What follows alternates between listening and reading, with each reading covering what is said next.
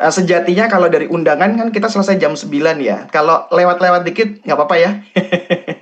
Karena materinya cukup banyak. Oh, Pak Q CRB sudah angkat jempol gitu. Baru pulang basket atau gimana, Mas?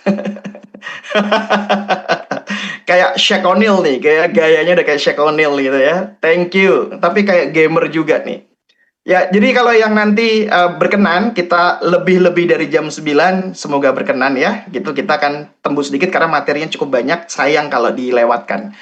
Ada beberapa disclaimer dulu yang saya mau sampaikan. Yang pertama, ini bukan tentang benar atau salah. Jadi kita hadir pasti dari latar belakang yang berbeda-beda. Kita lahir dari background yang berbeda-beda. Gurunya pun beda-beda. Dan ini bukan tentang mana sih yang harusnya lebih benar. Karena sesi malam hari ini saya cuma mau sharing berdasarkan 16 tahun pengalaman saya di dunia korporasi menjadi seorang trainer. Maybe it works for you, mungkin enggak gitu ya. Tapi harapannya bagi teman-teman yang tadi non-trainer dan mau menjadi trainer profesional, ini bisa jadi pertimbangan sebelum Anda memutuskan terjun dan bakar kapal untuk benar-benar hidup dari dunia training. Ini yang akan kita lakukan. Maka nanti feel free, teman-teman boleh discuss di dalam kolom chat. Kalau Anda nggak setuju atau Anda setuju, it's okay. Ini kita bukan sedang mencari apa yang benar. Malam hari ini saya cuma berbagi pengalaman saya di industri, cari uang di sini. Karena training bagi saya adalah penghasilan utama. Jadi keluarga saya makanan utamanya datang dari saya ngajar gitu ya. Jadi itu masih menjadi main job bagi saya. Dan yang akan saya ceritakan ini adalah sesuatu yang pengalaman. Jadi belum tentu benar, belum tentu sesuai. Tidak perlu kita perdebatkan. Yang kedua, setiap statement saya itu konteks dependent. Maksudnya apa? Jangan ditelan mentah-mentah. Jadi karena pengalaman Anda berbeda-beda, jam terbang Anda berbeda-beda. Mungkin statement saya itu berlaku bagi orang yang jam terbangnya sudah cukup panjang. Tapi mungkin tidak berlaku bagi yang newbie. Dan sebaliknya. Dan akan banyak sekali area-area yang teman-teman saya harap cukup kritis untuk bisa menerima ini dengan kebijaksanaan. Sehingga setiap statement saya bisa jadi membutuhkan konteks dependent, tergantung konteksnya. Maka nanti saya akan sangat open banget kalau teman-teman mau bertanya, melakukan sebuah validasi, klarifikasi, tanya di kolom chat. Itu yang nanti mudah-mudahan bisa kita jawab dalam konteks Q&A. Yang ketiga, disclaimer-nya adalah malam hari ini bukan training ya. Ini sharing session. Ya, ini bukan training. Maka nanti akan banyak saya mengundang teman-teman untuk menceritakan point of view-nya teman-teman. Untuk menceritakan diskusi terkait dengan pengalaman teman-teman dan lain sebagainya. Malam hari ini saya nggak ngajarin sesuatu. Jadi saya pengen berbagi saja pengalaman 16 tahun menjadi seorang trainer, khususnya bagi teman-teman yang memang membutuhkannya. Sampai sini, we're good to go? Tolong kasih jempolnya dong untuk saya memastikan bahwa Anda sudah paham disclaimer dan cara main kita. Alun DS, thank you. Dewinta Arini, thank you. Kemudian beberapa orang juga di sini. Mbak Anissa Azrin, thank you. Oke. Nah, bagi teman-teman yang mau ada pertanyaan, nanti silahkan langsung tanya di kolom chat. Dan nanti saya akan kasih waktu untuk teman-teman yang mau resen, pengennya nanyanya ngobrol langsung, pengen langsung open mic, juga nanti saya akan persilahkan. Dan bagi Mas Yanis, nanti minta tolong kumpulan-kumpulan pertanyaannya kalau ketumpuk dengan testimoni, silahkan dikumpulkan, dicatat ya. Nanti kita akan jawab satu persatu. Kalau nggak bisa di forum ini, mungkin akan di grup WhatsApp, kita akan jawab. Oke, sebelum saya hobinya nanya soalnya ya. Jadi sekarang saya nanya dulu sebelum nanti teman-teman banyak bertanya. Pertanyaan saya yang berikutnya, silakan Anda tuliskan atau nggak usah tulis lah, kelamaan ya. Anda boleh kita polling by ini aja, by recent. Kalau by recent agak susah. Menurut Anda, tren di masa depan, trainer seperti apa yang dibutuhkan? Generalis atau spesialis? Tulis di kolom chat. Spesialis, generalis. Nanti saya akan pilih 1-2 untuk memberikan alasannya untuk open mic ya. Kita jawab dulu dari Mariam Nazar Haris. Ini 2 tuh artinya apa? Kelompok 2 kah? Mariam Nazar Haris, boleh Yes, open mic? Coach. Kenal? Yes, Coach. Manggil apa nih? Halo, bebas. Panggil D juga boleh. Wah, so sweet. Uh, Oke, boleh ceritakan sedikit kenapa milih generalis? ya, karena ternyata based on my experience ya, Coach. Ternyata ketika kita memilih satu spesialisasi di bidang tertentu, ternyata itu nanti dia akan butuh mungkin kombinasi, mungkin butuh penyempurna dari berbagai macam bidang lain. Sehingga as a trainer, kita harus paham banyak hal. Dan kita bisa menawarkan hal yang spesialis itu menjadi hal yang bisa lebih lebar dan disesuaikan dengan kebutuhan klien kita. Gitu, Coach. Menarik, menarik, menarik. Thank you, Mbak Mariam. Kemudian ada beberapa yang memang jawabannya juga banyak di spesialis saya lihat ya. Saya mau nanya satu orang deh yang atas nama Adi Membumi. Kayaknya orangnya membumi sekali nih. Ada yang namanya Adi Membumi. Apakah berkenan untuk open mic? Halo, Coach. Halo. Ya, jawab spesialis. Kenapa? Karena memang untuk saat ini di Indonesia itu sendiri itu saya lihat memang dari perusahaan ataupun publik itu mereka memberikan memberikan benefit kepada kita sebagai trainer itu lebih percaya sama orang-orang yang memang lebih spesialis di bidang tertentu gitu, Coach. Jadi memang menurut saya spesialisasi dalam dunia training itu cukup berpengaruh gitu. Jadi mengarah sebagai seorang expert seperti itu. Oke, Mas Adi sudah menjadi seorang trainer full time? Tidak, Coach. Untuk saat ini saya masih di part time seperti itu. Oke. Lebih banyak di korporasi atau di publik?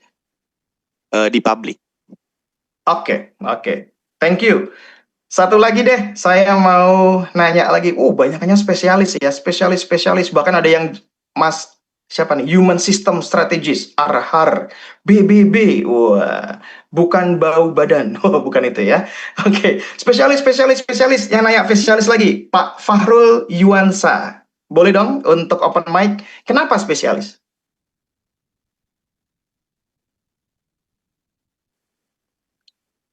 Ada orangnya? Kalau nggak, saya mau ke Andri Riana nih dari Palembang yang raise hand. Apakah mau bertanya atau mau menjawab? Selamat malam, Coach. Halo, selamat malam Mas Andri. Ya, boleh. Ini jawabannya apa? Spesialis atau spesialis? Saya sendiri di kantor sebagai trainer spesialis nih, Coach. Tapi ternyata setelah dijalani, yang dibutuhkan itu bukan lebih ke future itu generalis. Kenapa? Ketika saya sudah mempunyai satu posisi di spesialis dan sering juga diminta untuk mengisi di luar materi yang biasa saya bawakan. Maka dari itu, menurut saya yang dibutuhkan itu yang generalis. Tadi sama kayak kata Mbak yang tadi. Mbak Mariam. Jadi iya, Mbak Mariam ya. Jadi ketika saya dispesialisasikan untuk satu unit bisnis, ternyata setelah berjalannya ya, saya juga dibutuhkan oleh bisnis-bisnis lain dengan materi-materi yang sangat berbeda. Maka dari itu saya harus betul-betul fast learner untuk menguasai seluruh materi yang dibutuhkan oleh klien. Gitu, Coach. Terima kasih Mas Andri ya. Berarti dari jawaban ini yang paling aman jawabannya Epong Utami di kolom chat. Jawabannya tergantung kebutuhan. Udah itu kalau lagi butuh generalis, I'm ready. Lagi butuh spesialis, I'm ready. Yang penting cuan gitu ya. Betul ya, banget, itu jawaban yang sangat realistis, jawaban realistis dan tidak dipungkiri keduanya tadi punya perspektif masing-masing. Hari ini kita tidak sedang memperdebatkan ya, seperti yang saya sampaikan tadi di bagian disclaimer, ini bukan tentang benar atau salah. Ini juga bukan tentang mana yang seharusnya. Saya nggak akan memberikan advice kepada Anda, tapi murni apa yang saya sampaikan adalah based on my experience. Maka konteksnya saya dengan konteks Anda pasti berbeda-beda gitu. Oke. Ini menarik nih, teman-teman ada yang bilang generalis, ada yang bilang spesialis. Nah, saya mau menyampaikan di sesi saya ini, ada satu yang itu diperlukan bagi kaum generalis, ataupun bagi kaum spesialis, yaitu mindset seorang trainer yang tepat. Karena apapun profesi Anda nanti, apakah Anda bermain di divisi generalis, ada konsekuensinya. Apa konsekuensinya orang generalis? Konsekuensinya adalah Anda akan sulit dikenal di satu bidang tertentu dan akan sulit terlihat di atas kerumunan. Karena kalau dalam bahasa kami, biasa di kerumunan trainer tempa, kita nyebutnya adalah palu gada. Apa lu mau, gue ada. Gitu.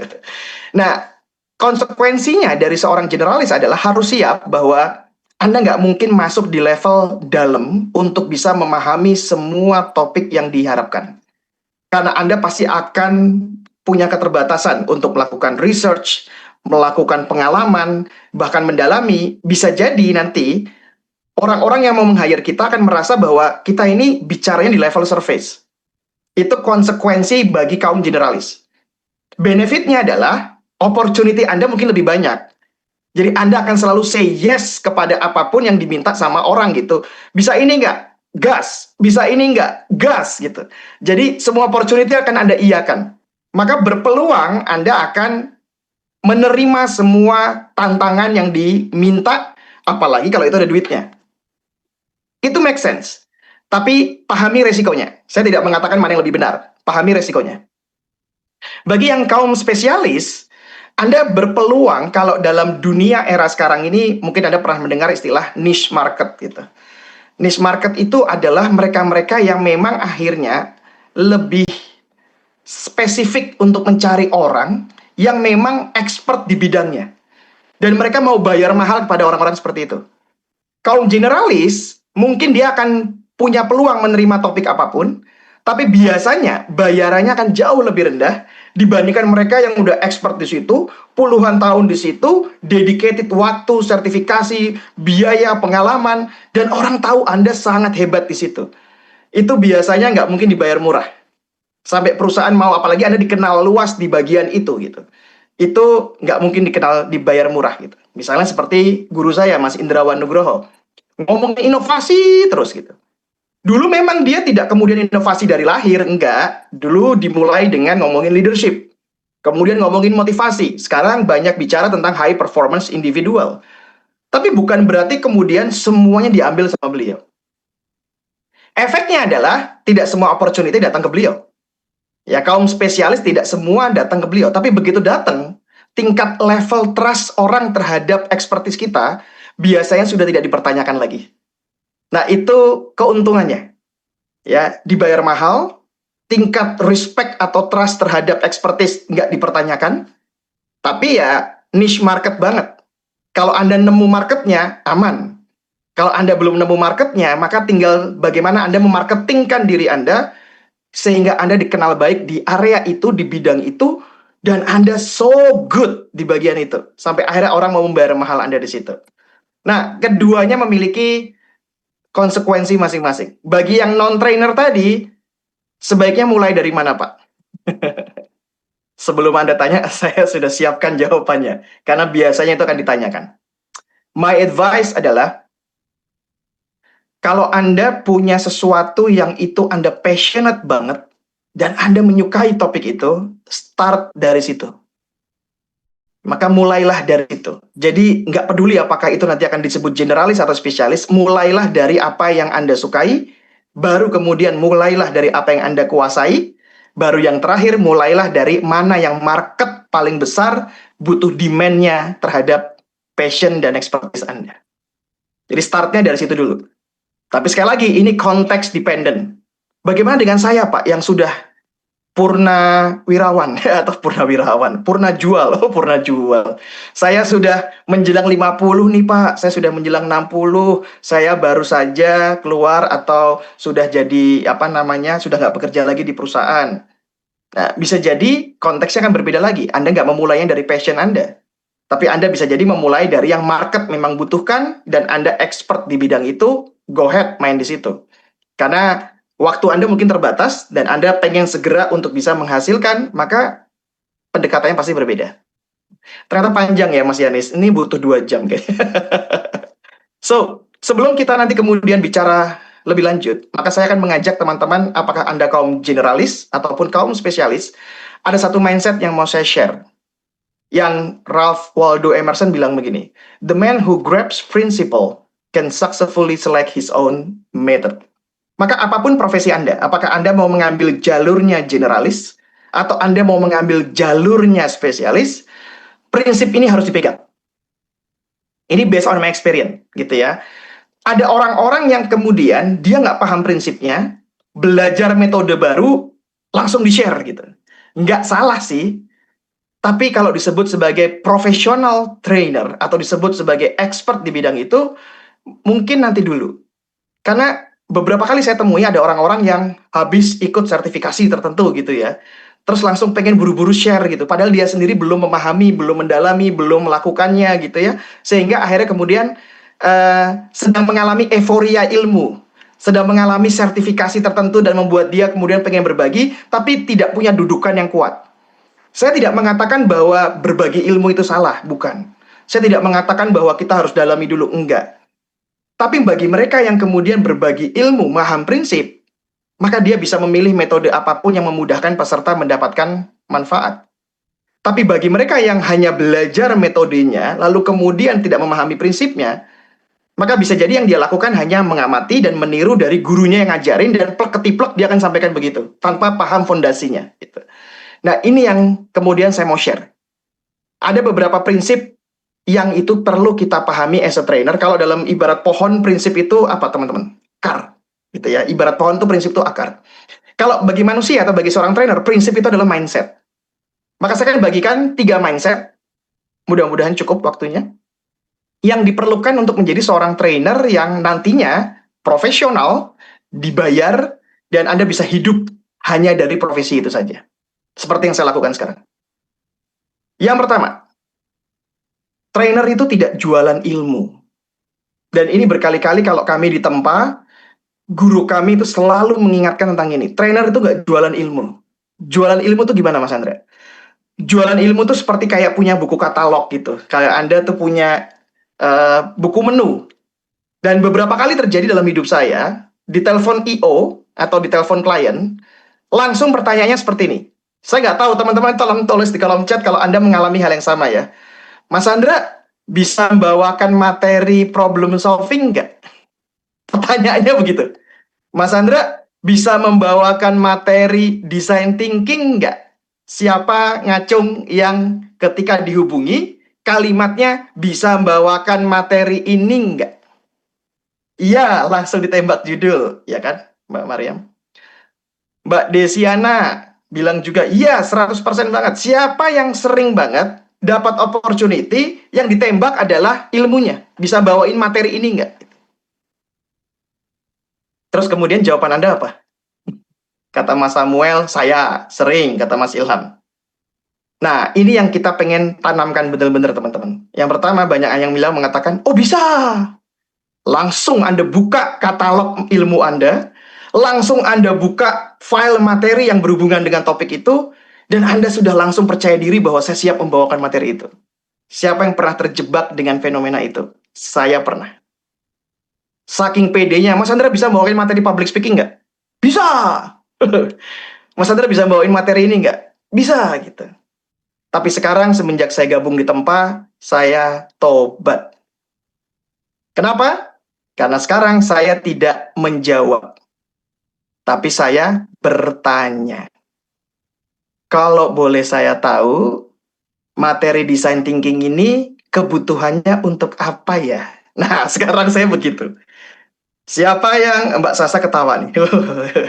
Kalau yang masih jawab, saya.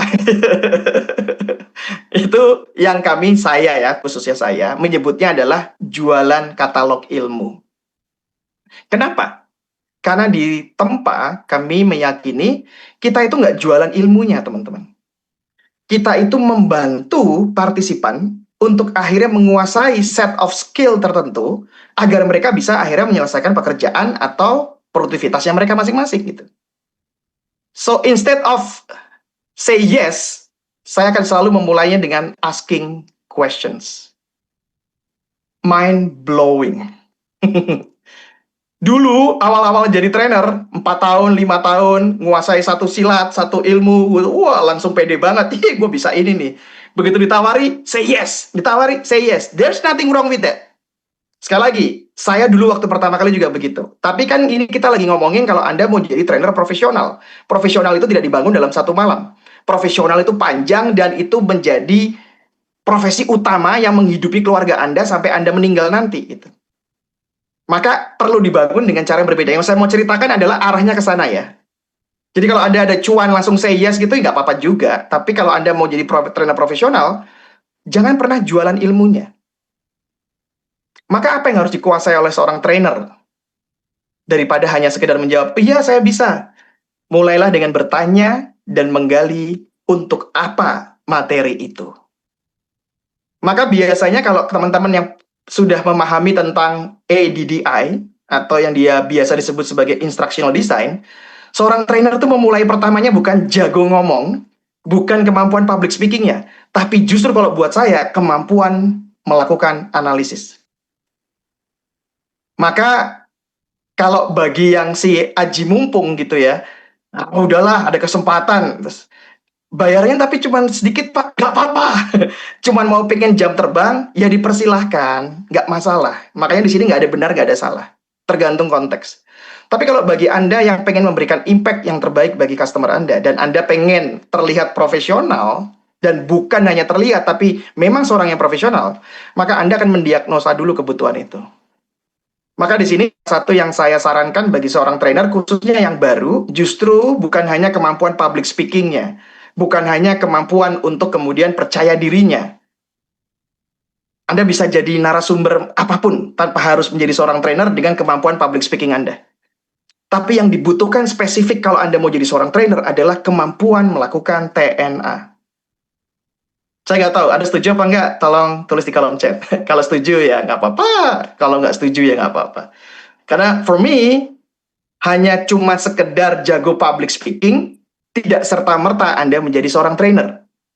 Ya, Anda bisa jadi MC, Anda bisa jadi artis, Anda bisa jadi bahkan masuk dunia politik. Silakan. Sehingga Anda tidak berpotensi ngomong kata-kata yang akhirnya di demo. Itu jago public speaking boleh tuh. Jangan sampai hanya gara-gara satu kata rumah Anda dijarah, kan gitu. Jadi, kemampuan public speaking itu tidak menjadi syarat menjadi seorang trainer buat saya. Tapi kemampuan untuk bisa menemukan dan menggali apa yang menjadi kebutuhan. Nah, itu apanya Mas Andra yang dicari? Saya mau ngasih sedikit prinsip dari ketika saya kemudian dapat undangan, baik itu dari konsultan yang sekarang saya berada di Kubik, di konsultan saya sendiri, di Asadaya, di Cias, dan seterusnya. Selalu pertanyaan yang diingatkan guru saya, Mas Indrawan Nugroho, selalu begitu. Tanya dulu PSDS-nya. Ngacung, siapa yang sudah pernah dengar istilah PSDS? Ngacung, berarti sudah pernah bertatap muka, berinteraksi dengan Mas Indrawan Nugroho. Kalimat ini saya pertama kali dengar dari beliau, ketika saya join di Tempah. Mas Andra selalu tanya dulu apa PSDS-nya. Bahkan ketika saya dapat kebutuhan training tuh dari Kubik gitu misalnya, itu selalu kemudian kita dikasih client info. Nah, client info itu berisi tentang PS dan DS. Dan kami harus menganalisa itu dulu sebelum bahkan kami mendeliver materinya. Apa itu PSDS? PS itu artinya kompetensi apa yang saat ini dianggap belum efektif. So, training ini adalah tentang bagaimana set of skill yang mau kita kembangkan. Maka ini bukan tentang gue punya ilmu apa. Maka saya perlu tahu dulu saat ini kompetensi apa yang memang belum efektif dari si peserta dan harapannya nanti ke depan akan seperti apa. Maka gap kompetensi itu harus menjadi mindsetnya seorang trainer dibandingkan dengan, oh, gue tahu ilmunya nih, gue punya katalognya, gue bisa tanya ke AI, cuannya lumayan. Maka saya mau encourage teman-teman yang SWOT dasar Kak, yes, betul. Karena tugas kita bukan jualan training. Again, tugas kita bukan jualan training, tugas kita adalah merancang set of solution. Maka bagi Anda trainer yang saat ini sedang mengumpulkan katalog ilmu, apalagi lagi sering-seringnya ikut training A, B, C, sertifikasinya mulai banyak, gelar di belakang nama mulai banyak, guru saya selalu bilang gini, jangan pernah terpana, jangan pernah silau dengan orang yang sertifikasinya di belakang banyak. Karena yang penting dia punya duit, dia bisa bayar. Sepakat atau tidak? Ya sama kayak tadi ditanya sama Mas Yanis, Mas Andra sekarang ngambil sertifikasi apa ya? Iya, tapi kan tuh pakai duit. Selama Anda punya duit, Anda bisa berangkat, Anda bayar. tapi itu langsung muncul di belakang nama Anda. Tapi tidak serta-merta semua gelar yang muncul di belakang nama kita membuat kita jadi profesional trainer. Kadang dapat beasiswa malah, kata Mbak Maidina. Iya. Tapi artinya, jangan bangga dengan sertifikasi yang Anda dapatkan. Kumpulan sertifikasi tadi itu ibarat katalog ilmu. Kalau kita nggak paham PS dan DS, maka kita hanya jualan knowledge. Kita tidak betul-betul be a professional trainer. Maka kalau kita mau jadi seorang professional trainer, Majora Carter bilang begini, kalau kita pengen jadi trainer, jangan jualan ilmu, tapi bagian dari solusi. Dan kalau Anda mau jadi bagian dari solusi, Anda harus sangat nyaman, sangat tertarik dengan masalah partisipan Anda. Saya pernah menolak satu undangan dari salah satu I.O. Yang I.O.-nya itu seperti kayak cuman maklar gitu. Mas Andra bisa bawain ini nggak? Tahu nggak pertanyaan pertama saya ke dia apa? Tebak di kolom chat. Ini I.O. ya. Dia dihubungi oleh klien. Terus dia ngubungin saya. Mas Andra bisa membawakan materi ini nggak? Saya sekarang udah jarang sekali jawab iya bisa atau tidak. Tapi saya tanya satu pertanyaan, dan dari pertanyaan itu membuat saya akhirnya memilih membatalkan perjanjian dengan orang itu. Kira-kira pertanyaan saya apa? Pesertanya siapa? No. Tebak saya gantikan siapa? No. Bukan itu. Oke, Mas Charlie, itu nanti disimpan dulu ya pertanyaan Mas Yanis. Objektifnya apa? No. Masalahnya apa? No. Kliennya siapa? No. Outputnya apa? No. Outcome yang ingin dihasilkan? No. Tebak, ayo. Tebak apa yang saya tanyakan. Kenapa harus saya? No. Yakin saya lagi? No. Anda posisinya sebagai apa? No. Oke, Anda berarti belum satu frekuensi dengan isi kepala saya. Mas dapat keuntungan berapa? Wah, itu jauh banget. Nggak akan saya tanya itu. Hari libur? Nggak akan saya tanya itu. Saya udah lupa hari kerja hari libur. Sedetail apa? No. PSDS? No. Udah ya, kayaknya nggak ada yang ketebak nih. Tahu nggak pertanyaan saya apa? Pertanyaannya adalah, bisakah saya bertemu dengan decision making-nya untuk menggali langsung dari mereka? Itu pertanyaan saya. Dan mereka bilang, nggak bisa Pak, gini. Langsung saya bilang, oke, nggak usah. Daripada saya mati konyol saat di kelas, ketemu dengan orang peserta yang ternyata bukan itu objektifnya.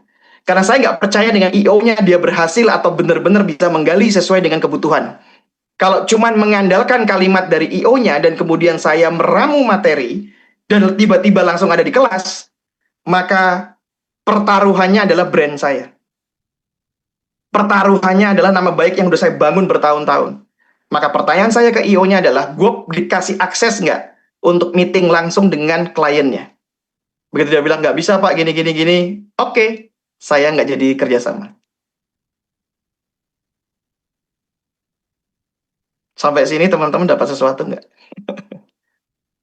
Rating, review, rekomendasi dipertaruhkan ya? Exactly. Kadang identifikasi yang tidak langsung ke akar tidak akan tuntas. Exactly. Oh, ketemu decision maker. Berarti balik lagi ke TNA ya Pak, buat ngepoin. Yes, karena saya nggak percaya dengan CEO-nya mampu menggali TNA yang tepat. Kalau saya nggak diizinkan langsung ketemu sumber pertama, maka gue nggak mau mempertaruhkan segala sesuatu yang nanti akan gue bawain pada saat training, ternyata kliennya bilang, bukan ini yang saya mau.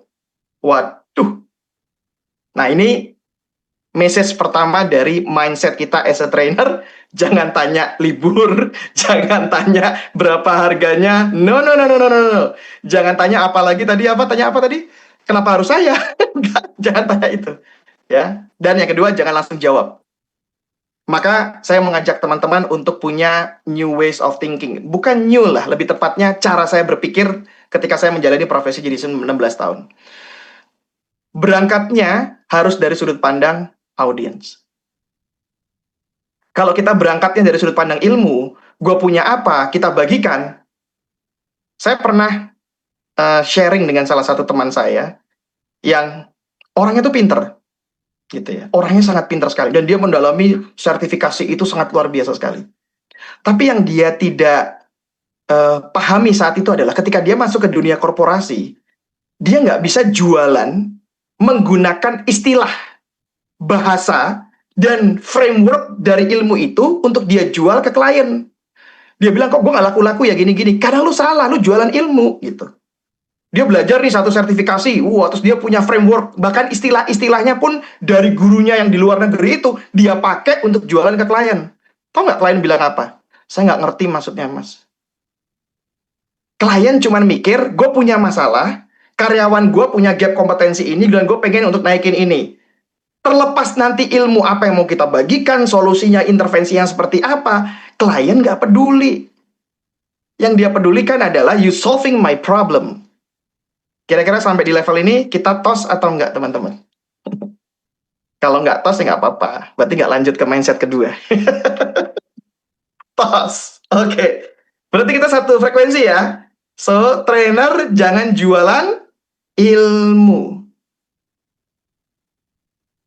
Nangkep banget, coach. Oke. So, jadi sekarang kalau ditanya atau ditawarin, jawabnya apa, teman-teman? Jangan bilang bisa ya. Tanya apa? Kebutuhannya untuk apa? Tanya lagi yang kedua, bisakah saya bertemu dengan PIC-nya atau decision maker untuk menggali langsung? Kalau udah pertanyaan seperti itu, wah, buat saya itu keren. Buat saya. Sekali lagi, berbeda pendapat nggak ada masalah. Sesuai kebutuhan customer ya, supaya impactful. Exactly. Yang kedua, kalau biasanya trainer itu materi apa yang mau saya sampaikan, sekarang problem spesifik apa yang bisa saya kasih solusinya. Karena kenapa? Di zaman sekarang, ilmu atau materi tanpa ikut sertifikasi bisa Anda buat hanya dengan mengandalkan Gemini atau ChatGPT. Ngaku. Anda yang nggak ngerti dunia apapun gitu ya, tinggal ketik, tolong buatkan bla bla bla, ngobrol sama AI. Dia akan buatkan buat Anda, dan Anda tinggal jago ngomong saja di depan. Maka ilmu atau materi itu sekarang murah banget, teman-teman. Betul atau betul? Bener lagi. Sekarang itu yang susah adalah yang nggak bisa dilakukan oleh AI, bisa menemukan apa yang disebut specific need dari klien kita, sehingga kemudian dia bisa mengatakan, gue bayar lo. Bahkan lebih keren lagi kalau teman-teman setelah menggali, kliennya tadinya bilang, kita mau training komunikasi, Pak. Saya pernah kejadian di saya. Kita mau ngasih training komunikasi, saya diundang, pitching, terus kemudian kita gali. Begitu kita gali, saya kasih point of view saya. Dan begitu digali, ternyata ketemu. Tahu nggak materinya berubah jadi apa? Leadership. Sehingga ternyata problemnya bukan di pola komunikasi, problemnya di leadership. Kok bisa begitu, Mas Andra? Jadi case-nya waktu dia bilang, Pak tolong kasih training komunikasi, kenapa? Ya tim kami itu soalnya nggak bisa ngomong ke atasannya, Pak. Tim kami itu soalnya sulit untuk berkomunikasi dengan atasannya. Maka langsung dikasih materi komunikasi. Bayangkan kalau itu digali oleh hanya I.O. dan Anda telan mentah-mentah kalimat itu. Setelah digali, problemnya bukan di komunikasi. Problemnya mereka nggak mau ngomong karena leadernya toksik. Sehingga akhirnya kemudian yang tadinya yang mau di training timnya, akhirnya berubah yang di training leadernya, dan trainingnya berubah jadi leadership. Bayangkan kita bisa mengubah perspektif itu, membantu klien, because we are here to help them solving their problem. We're not here to sell our knowledge. Please remember that. Beberapa kali di saya case-nya sama. Sering terjadi. Berarti dunia trainer, welcome. Akan banyak sekali mindset-mindset seperti itu kita alami. Saya lanjut dulu ya teman-teman, supaya saya bisa tuntas. Yang ketiga, trainer zaman dulu, itu ada, bukan zaman dulu, trainer dengan gaya old thinking versi saya adalah ketika semakin banyak ilmu yang disampaikan, semakin bagus. Saya pernah diundang ngisi sesi 2. Sesi pertamanya adalah trainer dari ya bagian lain lah ya, pihak lain gitu. Satu sesi dia ngisi, saya cek kan karena pakai laptop panitia gitu. Mas ini berapa slide lagi gitu. 2 jam nih ya, 2 jam. Yang dia siapin 187 slide. Menurut Anda make sense nggak itu? 2 jam ngomong. 187 slide. Dugaan saya dia tidak melakukan TNA, dugaan saya kemanapun dia pergi itu dibawa satu slide yang versi lengkap, nanti kemudian tinggal di next, yang ini nggak usah kita bahas, yang ini kita bahas, tapi di depan pesertanya. Buat saya, aduh, Anda perlu memahami Saya tuh setiap kali ngisi training, selalu filenya baru, teman-teman. Materinya mungkin sama, tapi filenya baru, untuk klien ini tanggalnya saya bikin baru. Jadi mungkin di dalamnya pasti beda, terjadi yang namanya personalisasi. Maka nggak mungkin materi yang sama, plug saya bawain lagi, bahkan dengan judul di klien sebelumnya. Maka materinya tuh mungkin sama tuh, ngomongin tentang leadership. Tapi untuk ini, klien ini, klien ini, klien ini, karena isinya pasti beda. Tergantung dari hasilnya. Donat teorinya nggak dapat, coach. Exactly. Tidur pesertanya. Bosen, betul. Makanya kalau buat saya, bukan semakin banyak ilmu yang disampaikan, tapi semakin banyak pengalaman yang dirasakan audiens. Bahkan kalau bisa nih, ini saya nggak tahu, mungkin di sini ada klien saya juga. Ada yang duduk di sini sebagai klien saya. Saya tuh pernah loh sampai bilang gini ke klien saya, Pak, kalau yang diminta Bapak seperti itu, waktunya sependek itu tidak memungkinkan, Pak. Karena nanti peserta hanya dapatnya survei gini, saya sampaikan gitu. Tahu nggak jawaban klien apa? Tapi yang vendor itu bisa kok, Mas. Lengkap katanya. Pernah ngalamin kayak gitu, teman-teman? Pak Andri ngangguk, berarti iya Pak ya. Dikasih waktu 2 jam, ini jangan yang ekstrim lah, ya saya pernah dikasih waktu setengah hari, 4 jam, materinya komunikasi, problem solving, dan juga kemudian leadership. 4 jam Pak. Terus kemudian ketika ditawarin ke saya, terus saya bilang, Pak, bolehkah dipilih satu saja Pak untuk kita fokusin gini-gini? Jawaban dia, itu vendor sebelah kok bisa ya Mas? Kira-kira, tebakan lagi. Saya digituin, jawaban saya apa? Silahkan, tulis di kolom chat. Saya digituin, jawaban saya apa? Ini bukan berarti karena saya sudah banyak duit ya, bukan itu. Bukan juga karena saya nggak butuh tapi kira-kira jawaban saya apa? Silahkan, tulis. Silahkan dengan vendor sebelah, betul. Itu jawaban saya. Silahkan dengan vendor sebelah. Karena saya nggak mau debat sama dia, saya cuma bilang silahkan dengan vendor sebelah. Ke sebelah aja Pak, malah saya bilang, wah itu bagus Pak, silahkan Bapak ke situ. Pengen tahu hasil akhirnya? Setelah 1 batch, dia balik nemuin saya, dan akhirnya kemudian dia mau dalam tanda kutip kerja sama saya, tapi spesifik. Tahu nggak jawaban dia apa? Iya Pak, yang di sana trainernya, dalam tanda kutip ya, mohon maaf, cuman ngoceh terus Pak, pesertanya bosen gini, semuanya teori. Ya iyalah kalau kayak begitu, 3 materi, 4 materi, sampaikan 4 jam, selama itu teori doang, gue juga bisa gitu. Tapi di sini yang saya sampaikan adalah, semakin banyak pengalaman yang dirasakan sama audiens, semakin bagus. Karena audiens tidak membutuhkan ilmunya, apalagi di era sekarang, era ChatGPT, era Gemini. Orang nggak butuh ilmunya, orang butuh experience-nya. So, kembali kepada mindset pertama nih, gue baru 1 mindset ngomong belum, udah hampir setengah jam. Padahal masih ada 2000 halaman. Enggak, deng. Mindset pertama adalah apa tadi? Trainer tidak jualan ilmu. Maka jangan berbangga kalau trainer banyak ilmu. Tapi berbanggalah kalau peserta pulang dapat sesuatu. Gitu. Number 2. Ini yang sering saya alami dan saya temui juga, ya. Yaitu, Anda tahu orang ini? Saya suka banget sama dia, saya suka banget bukunya dia. Start with why, because people need a reason. Fenomena pertama yang saya temui adalah banyak orang trainers itu memulainya bukan dengan why, memulainya dengan what. Hari ini kita akan belajar service excellence ya. Apa itu service excellence? Dia mulainya begitu. Jadi dia langsung memulai kepada definisi, dia langsung memulai terhadap jenis-jenisnya, elemennya, dan seterusnya, tapi dia tidak membangun why-nya. Nah, kalaupun dia membangun why, ini fenomena kedua yang saya temui. Banyak trainer, khususnya internal trainer di korporasi, mohon maaf kalau ada yang tersinggung, tapi sering saya temui, karena saya pernah tandem dengan internal trainernya mereka. Mereka tidak pernah membangun why yang kuat untuk partisipannya, tapi hanya membangun why yang kuat buat company-nya saja. Sampai sini. Make sense nggak? Yes, format framework, Mas Fajar. Banyak trainer saya temui, ya karena supaya omset meningkat, ya karena supaya kita dapat klien, dapat customer lebih ini, customer satisfaction.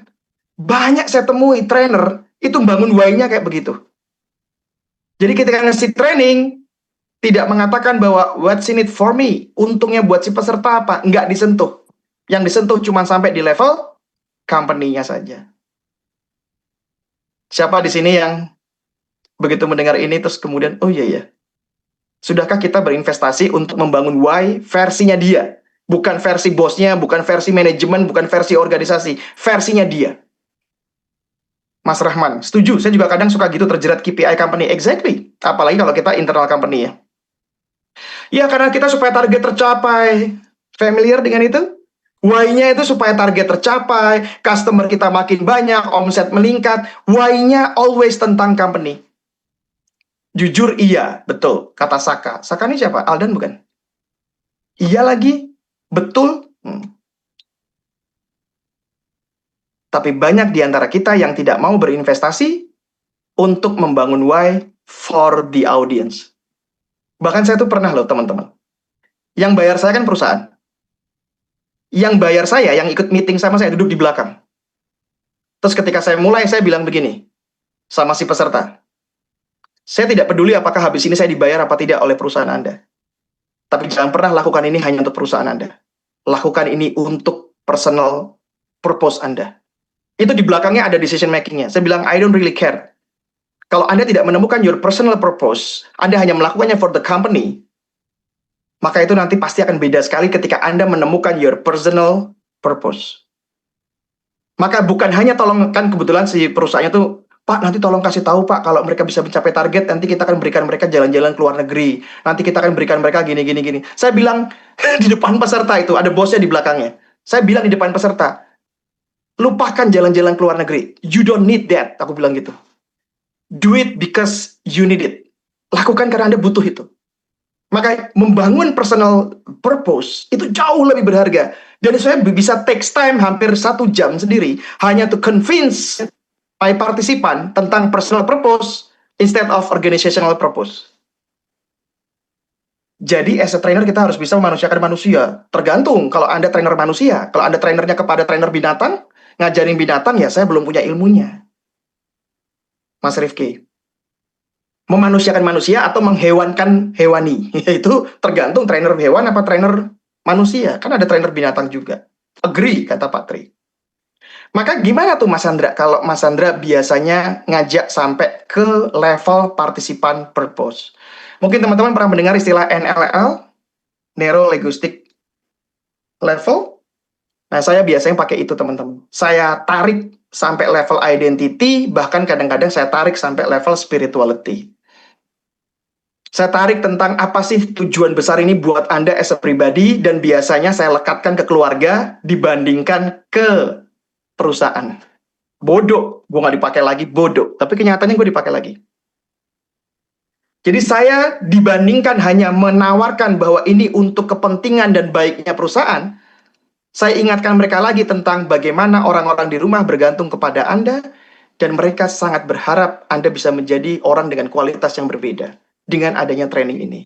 So, don't do it for the company, just do it for your family. Dan itu kadang-kadang saya omongin di depan bosnya gitu. I don't really care. Gitu ya. Kenapa? Karena saya yang merasa bahwa kalau kita ngelakuinnya di perusahaan, ada istilah sekarang budak corporate, pernah dengar ya? Orang-orang yang hanya ngelakuin karena dia merasa bagian dari budak corporate. Come on. Gue pengen jadi trainer untuk ngasih solusi karena ini penting buat lo, terlepas lo di perusahaan itu atau enggak. Maka ada sebuah kalimat, ini how to-nya nggak saya bahas ya. How to-nya nanti mudah-mudahan kita ada kesempatan. Saya nggak akan bahas how to di sini. Ini bukan training, ini sharing session. Maka ada sebuah kalimat yang mengatakan, strong why will lead your way.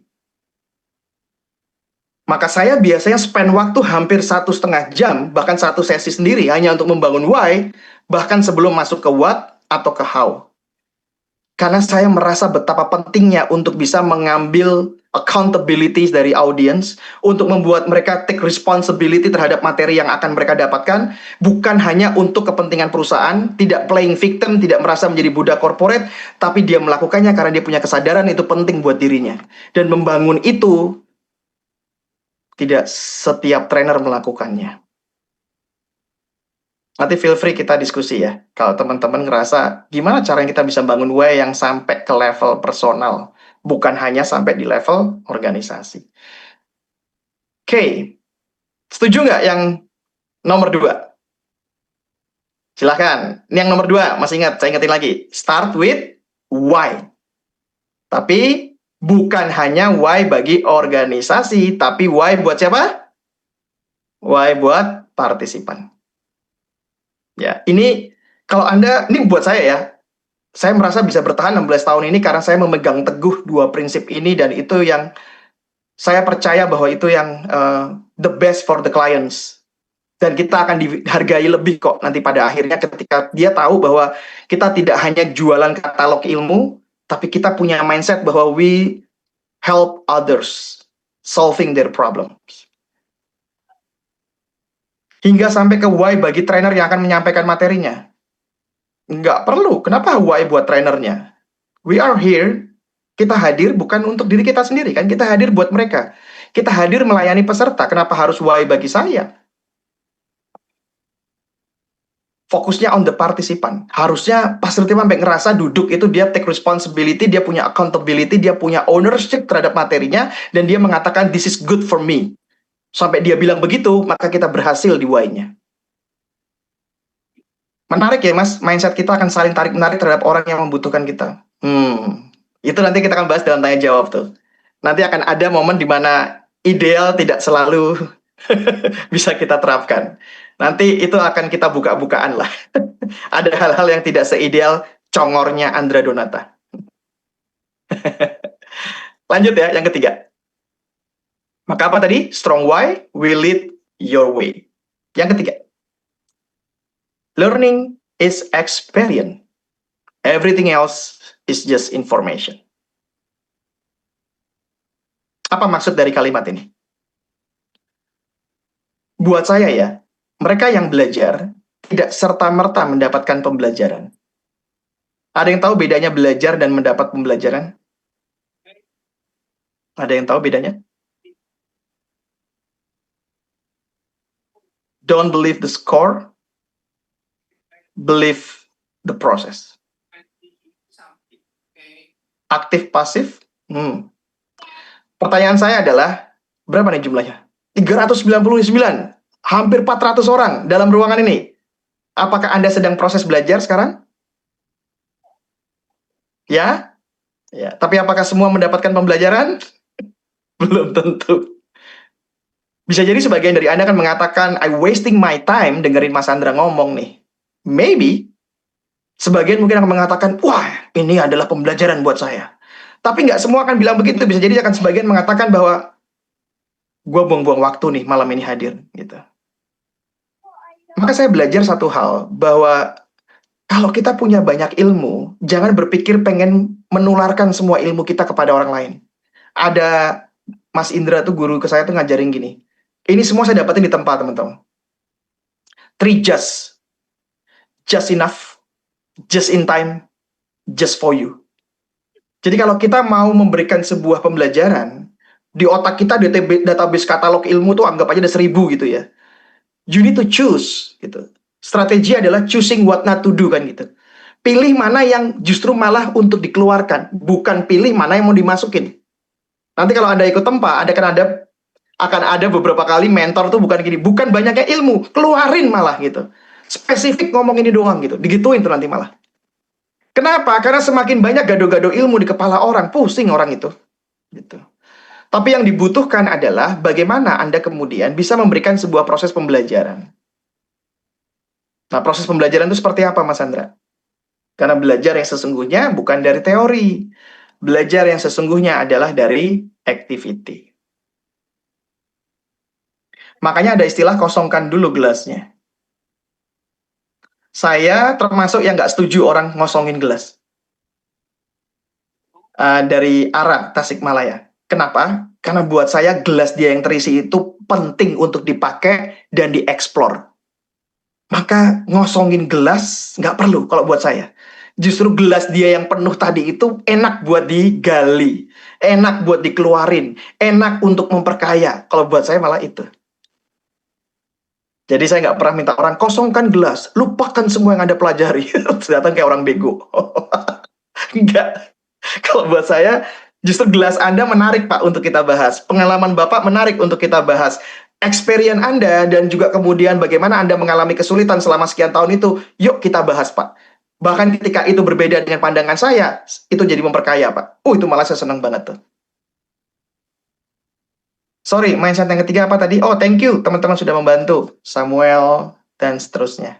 Justru airnya yang penuh yang bisa dialirkan untuk sesuatu yang berguna. Nih cara pandangnya gue suka nih. Mas Michael Jordan. Relevan sama pengalaman hidupnya. Besarin gelasnya. Sorry coach, mindset. Oke, lanjut lagi ya.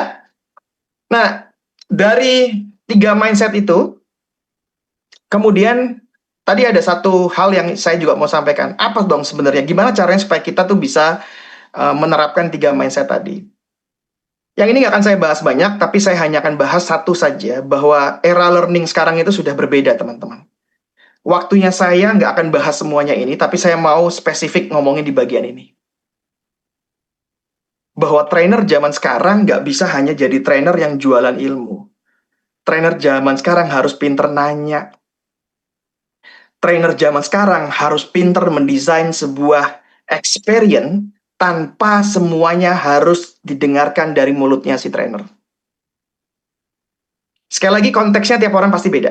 Tapi kalau di saya, pengalaman saya itu nggak bisa ngisi training tanpa facilitator. Artinya tanpa tim ya, tanpa masuk kelompok, kemudian ada yang nungguin di situ. Jadi ada orang yang bisa ngasih training seminggu, dia datang single fighter tuh sendirian. Seminggu terus peserta latihan, terus dia tinggal muter ngawasin gitu. Kalau saya sayang duitnya klien. Dimakan saya sendiri sih bisa gitu, tapi saya akan berpikir impact kepada partisipan pasti sedikit. Maka saya selalu memastikan bahwa setiap kali terjadi proses experience di dalam kelompok, itu harus ada facilitator yang mengamati, mengobservasi, memberikan feedback, dan mengevaluasi. Dan itu nggak mungkin dilakukan oleh trainer yang pesertanya mungkin di atas 20, 30, 40, dan kemudian dia tinggal, oke, latihan ya, terus trainernya di depan, kadang-kadang main HP malah. Terus latihannya itu latihan yang terukur apa enggak? Bener apa enggak? Bercanda apa enggak? Nah seringkali buat kita, akhirnya trainernya tahu nggak ngapain? Ini mohon maaf kalau yang kesindir. Trainernya sibuk untuk ngontenin peserta lagi latihan. Terus kemudian diposting, wah lagi latihan ini nih. Hey, itu peserta latihan harus selalu observasi, harus selalu lihat, bener apa enggak, evaluasi setelah itu. Bukan lu kontenin. Sorry kok gue jadi sarkas ya. Kadang-kadang kesel gitu ngeliat trainer malah asik ngekontenin peserta tanpa didampingi, tanpa dilihat apakah yang dilakukan sudah benar apa enggak.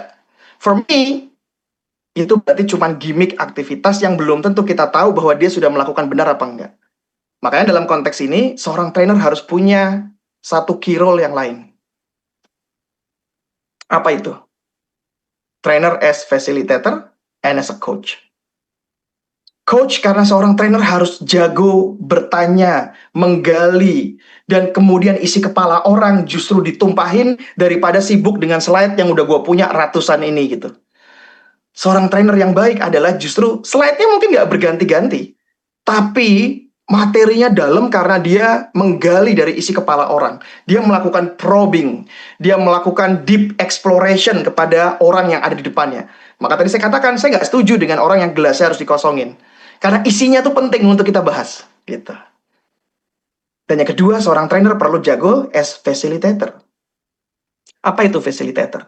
Ketika dia tidak hanya mendesain sebuah program training hanya dengan lecturing, tapi dia bisa mendesain sebuah experience, sebuah activity yang membuat orang belajar dari pengalamannya sendiri dibandingkan dari trainernya yang memberikan motivasi, memberikan perintah, dan seterusnya. Harapannya ini akan membangun satu, engagement, ownership, dan accountability.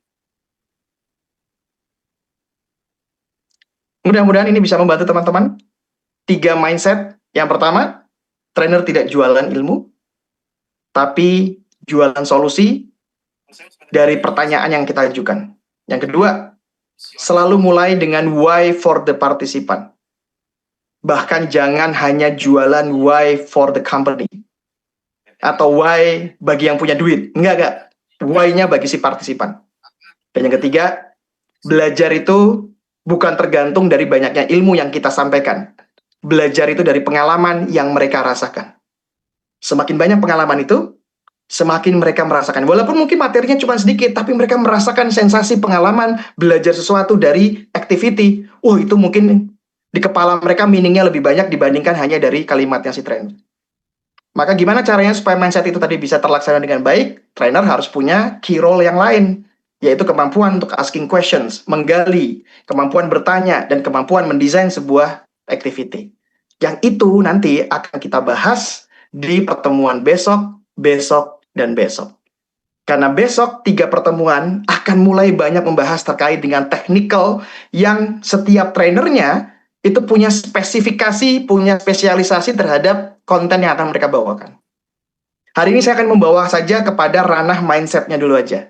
Ngajak teman-teman untuk kemudian brainstorming idea tentang mindset seorang trainer, baru nanti setelah itu teman-teman akan dibimbing bareng-bareng untuk masuk ke level how to yang lebih dalam.